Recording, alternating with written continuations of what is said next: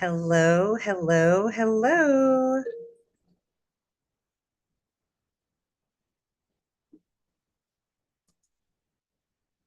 Here we go. Okay, I hope everybody is ready for series number 3. Hello, hello, hello. Awesome. I love being able to hear all the things that I've just said.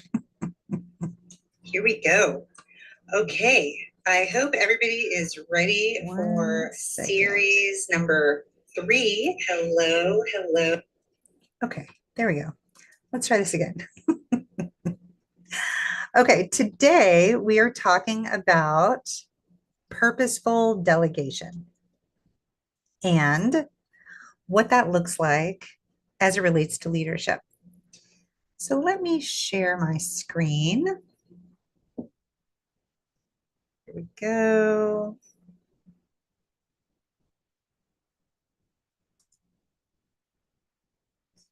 One moment, please. Okay, let's do a quick. You get to see all the things. Love it. And ta-da! Awesome. Today we're going to talk about myth busting, some delegation. This is the third secret to getting your team to get beep done.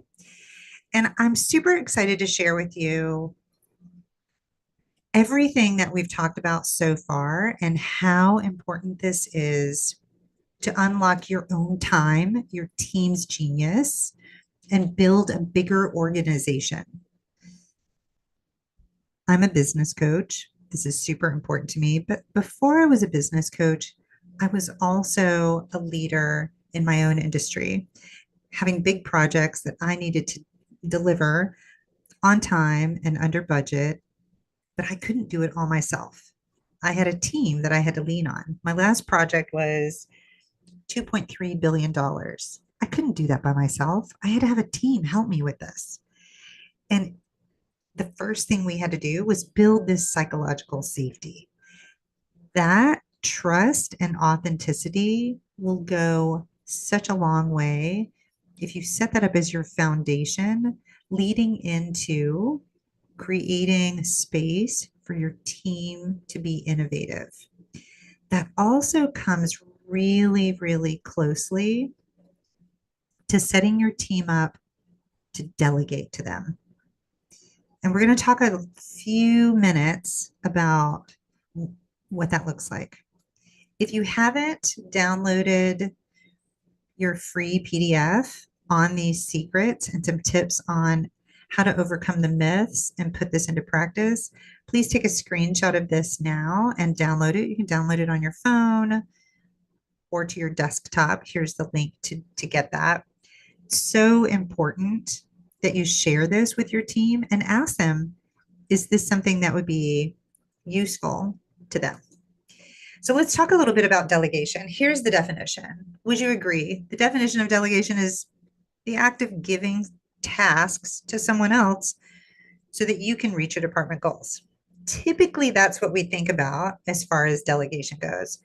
But really, delegation is giving authority to somebody so they can develop the task in their own way. This is the birthplace of innovation.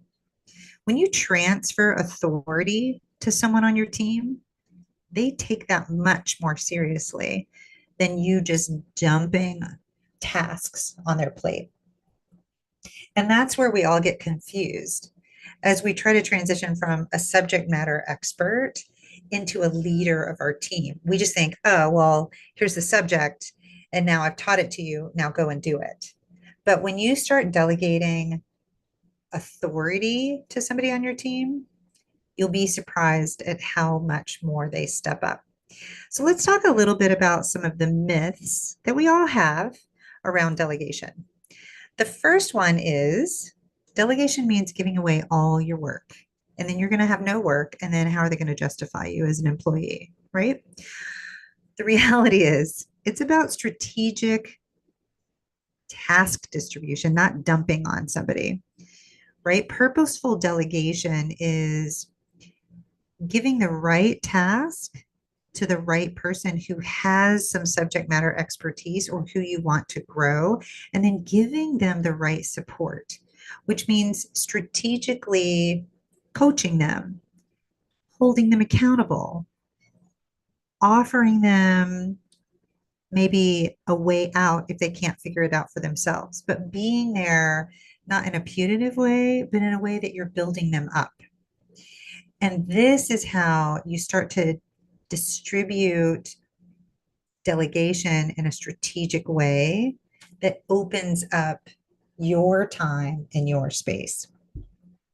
The second myth is, and I hear this all the time, I can do this faster myself. I'm the smartest person in the room. I still know how to do this better than my team. Okay, fair. Short term, that's true.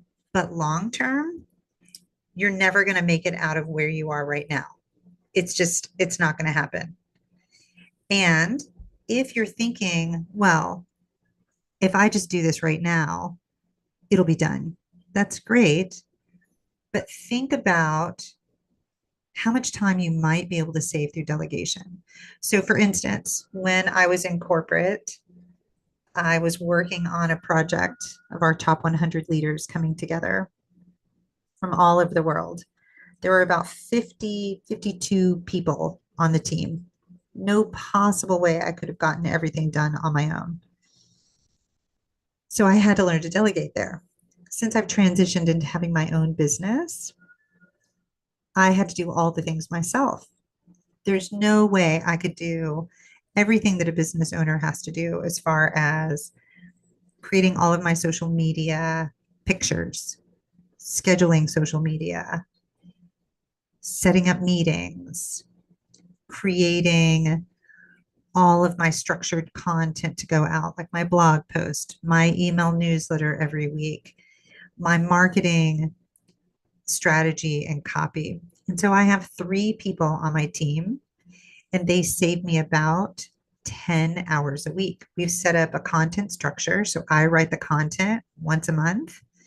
It goes in a shared Google Doc. They each pull the content they need for social media. There's a blog post that's written in there, and there's an email, and it gets sent out weekly, very consistently. That 10 hours I can now put back into my business. So, yesterday, I just facilitated a great disc training that allowed me to be fully present at that training, knowing that my team had everything covered in the background. So, this is a really big learning opportunity for you as a leader to switch that thinking of I could do it faster myself into what could I delegate? What's the low hanging fruit that I could delegate today? And you'll get more as it goes along. The third myth is delegation shows weakness. I should be able to do all this on my own. I should be able to own this business.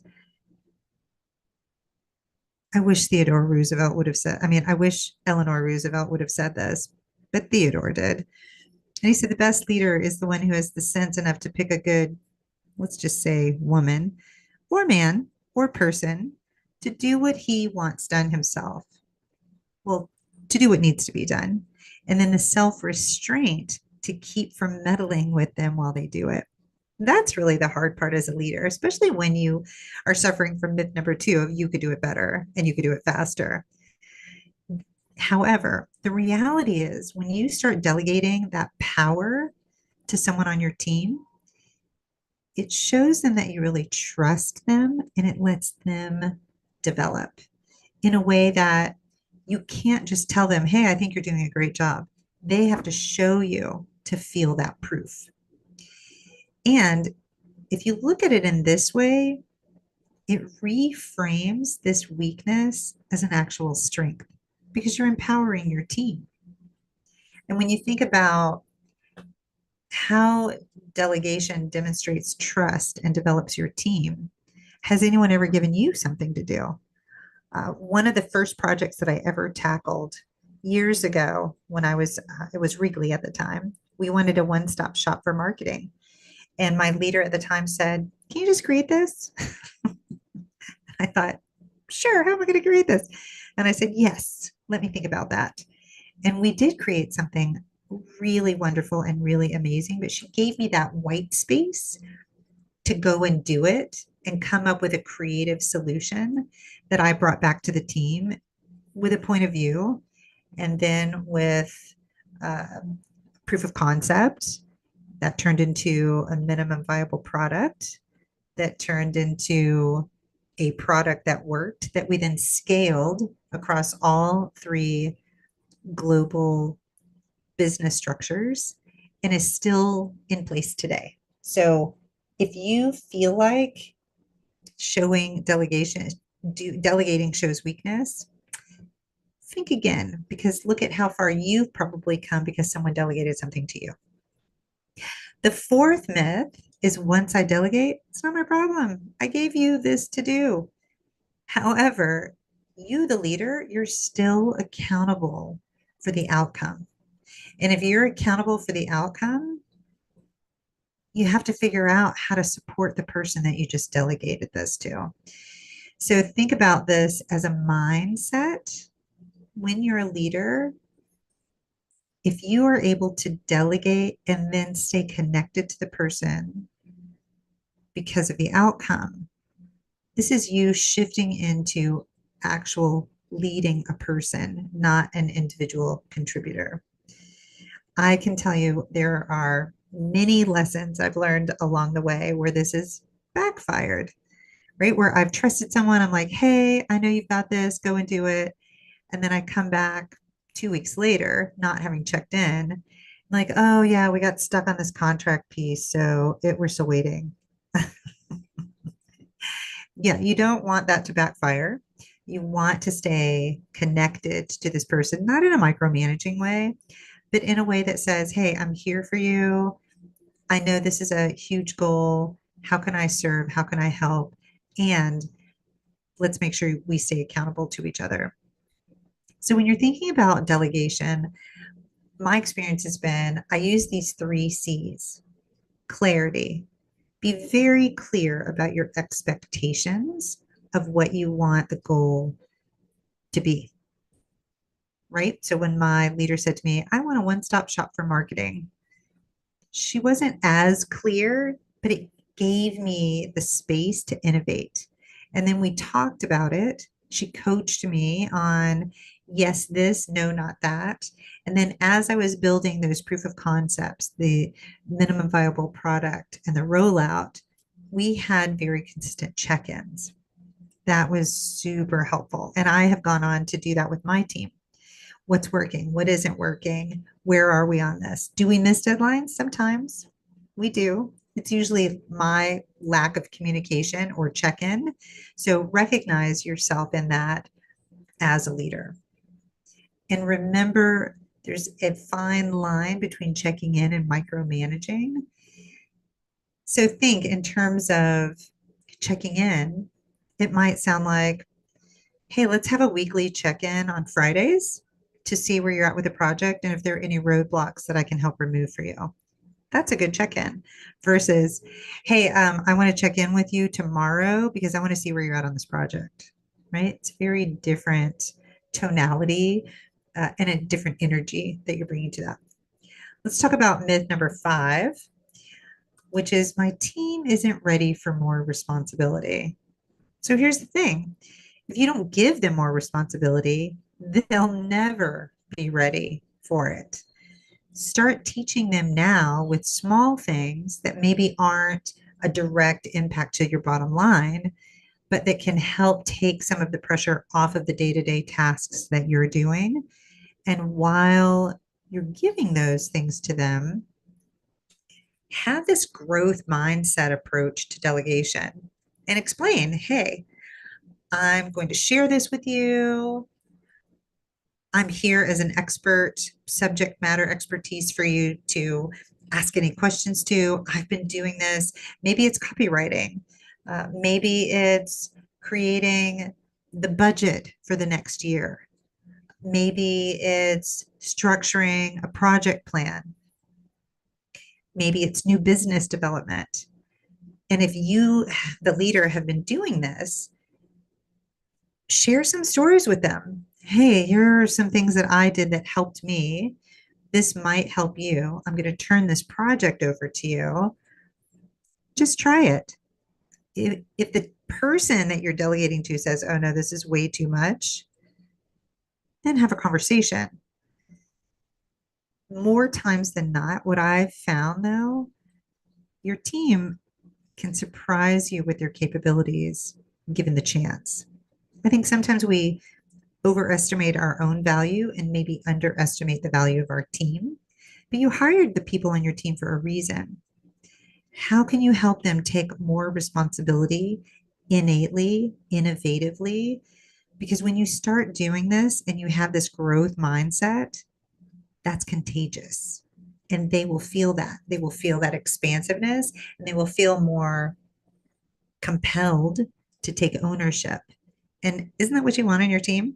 More people to take more ownership. That was always such a relief to me when I knew my team's on it and I trust my team to step up in the gap and to solve the problems that come up with the doing of the task and not just sitting there thinking about the theory, right? Let's talk about myth number 6, which is delegation is a one size fits all. Really, if you think about it,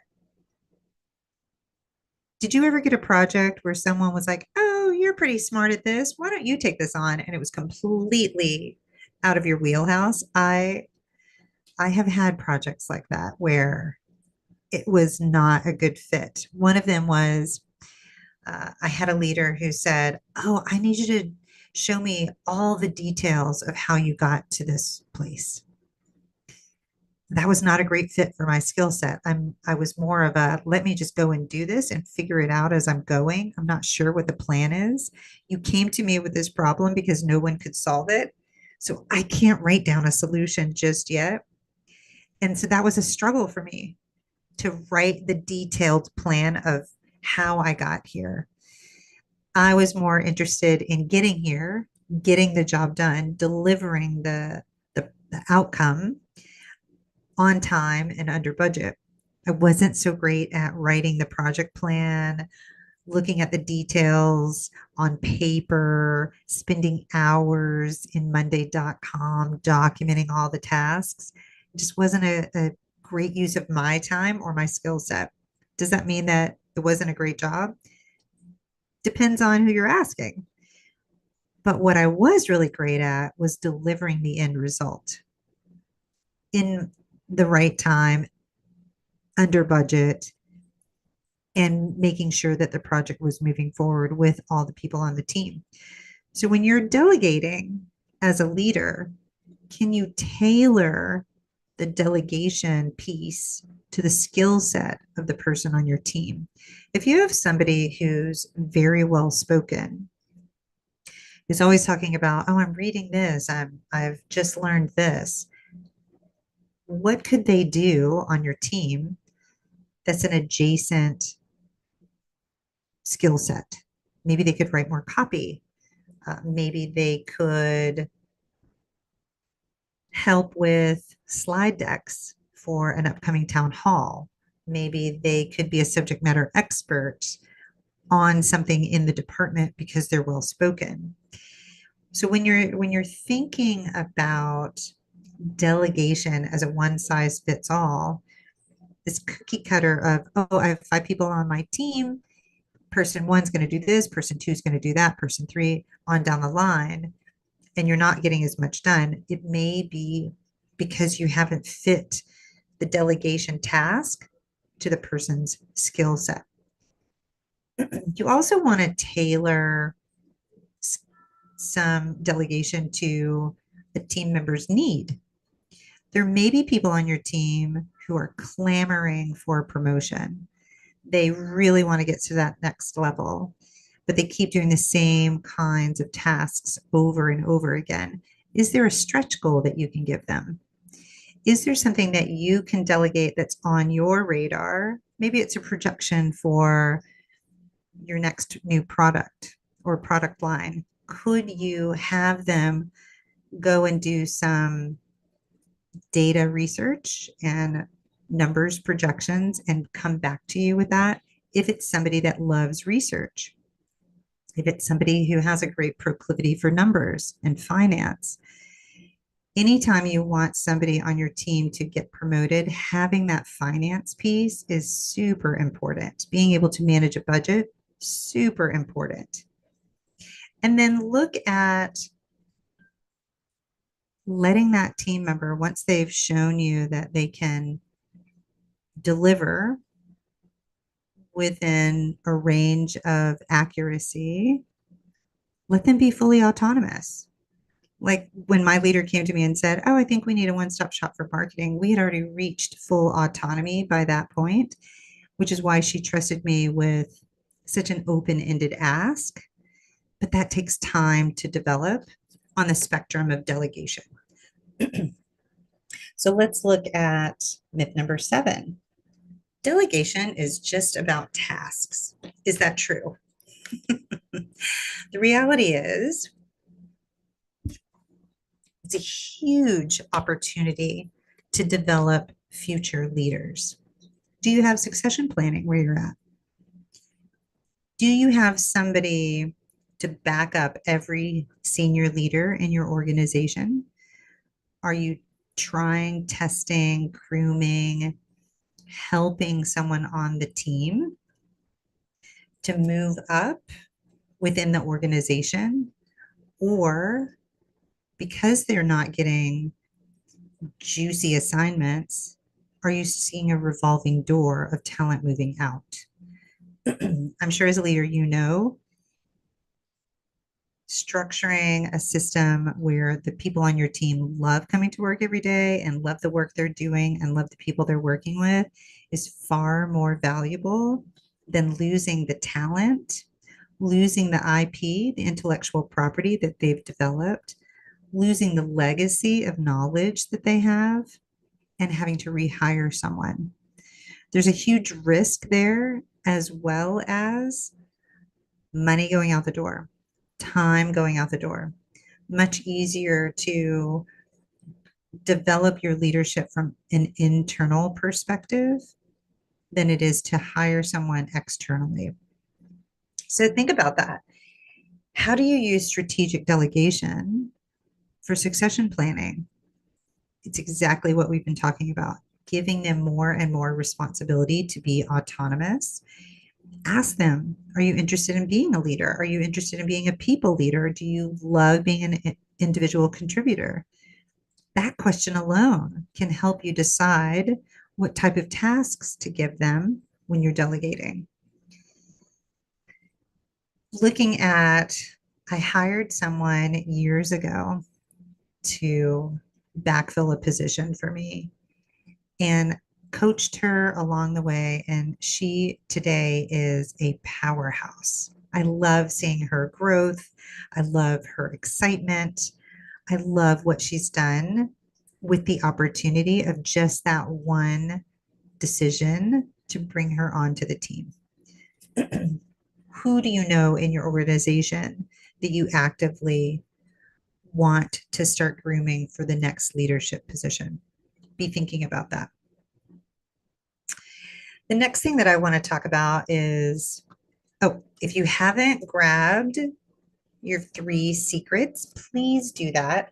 The PDF guide really gives you in-depth strategies about purposeful delegation. It gives you all 3 secrets. And I even wrote a blog post about this. So if it's something that you find interesting and that you need help with, I would love for you to download it, ask me any questions. If there's anything that I can help with, I'm happy to do that. And I'll end with a thank you for attending. This Lunch and Learn series has been so fun for me to develop, inspirational. I've had to dig through my own experiences. And as I've gotten questions, one of the questions that I got on the last call was on the innovation side. What if no one on your team is interested in innovation?